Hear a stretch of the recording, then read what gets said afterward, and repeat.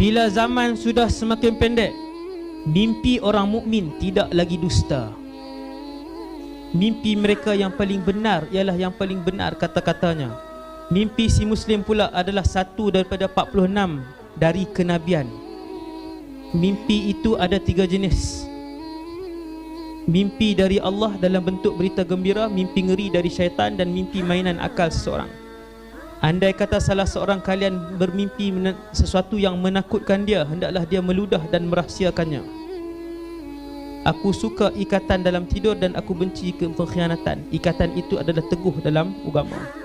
Di akhir zaman, ketika banyaknya pembunuhan, pembohongan dan fitnah, ketika mana kebenaran begitu pudar, orang-orang beriman banyak dipimpin oleh Allah melalui mimpi mereka. Subhanallah. Mimpi kita boleh tak kita gunakan untuk diri kita sebagai panduan? Boleh. Mimpi salah satu daripada 46 cabang kenabian. Nabi mendapat wahyu dan tunjuk ajar daripada Allah, salah satunya daripada mimpi. Maka mimpi para Nabi dan Rasul 100% adalah wahyu.